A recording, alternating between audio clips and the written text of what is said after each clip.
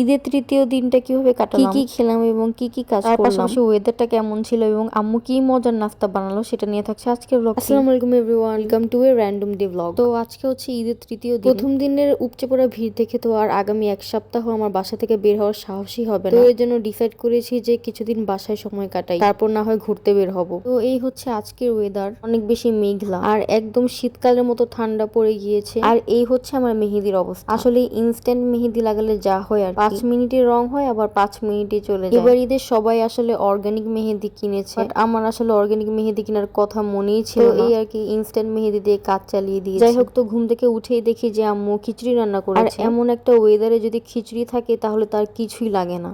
আর সাথে ছিল এখানে শশা। আর এটা হচ্ছে আমাদের ছাদ বাগানের টমেটো। এই টমেটোটার টেস্ট কিন্তু অন্যান্য টমেটো থেকে অনেক বেশি ডিফারেন্ট। আর এটা যেহেতু আমাদের ছাদে টমেটো, এটা অবশ্যই বাইরে থেকে কিনে আনা টমেটো থেকে সেফ। যাই হোক, এটা হচ্ছে গিয়ে আমার ঈদের দিনের ফুলের অবস্থা। মানে ওয়েদার এতটা পরিমাণে ড্রাই যে ফুল অনেক বেশি ড্রাই হয়ে গিয়েছে মাত্র 2 দিনের মধ্যে। তো আমি এখানে আমার বিছানাটা গুছিয়ে ফেলেছি। এখন চলে গেলাম বারান্দা থেকে কাপড় আনার জন্য। কাপড়গুলো এক এক করে রুমে নিয়ে এসে গুছিয়ে ফেলবো। এখানে আমি শাওয়ার নেওয়ার জন্য একটা ড্রেস বের করে নিয়েছি। তো শাওয়ার নেওয়ার পর মেশিনে কাপড় দিয়ে দেবো কাপড়গুলো ধোয়ার জন্য। তো খাবার নিয়ে এসে পড়েছি। যেহেতু আমি সকালে কোনো ব্রেকফাস্ট করিনি, আমি একটু বেশি করে খাবার নিয়ে এসেছি। মানে এটা হচ্ছে কি আমার ব্রেকফাস্ট প্লাস লাঞ্চ। প্লেটটা সাজানো অতটা সুন্দর হয়নি কারণ আমি অনেক পরিমাণে ক্ষুধার্ত ছিলাম, তাই জাস্ট জলদি করে খাবার নিয়ে এসেছি। যাই হোক, তো এখন একটা নাটক ওপেন করে এখানে আমি আমার খাবারটা এনজয় করছি। তারপর আসলে শুয়ে বসে থাকতে থাকতে সন্ধ্যা হয়ে যায়। আসলে সারাদিন আর কিছুই করিনি। আজকে সারাদিনটা অনেক পরিমাণে লেজি কাটিয়েছি, অনেক বেশি বোরিংও লাগছিল।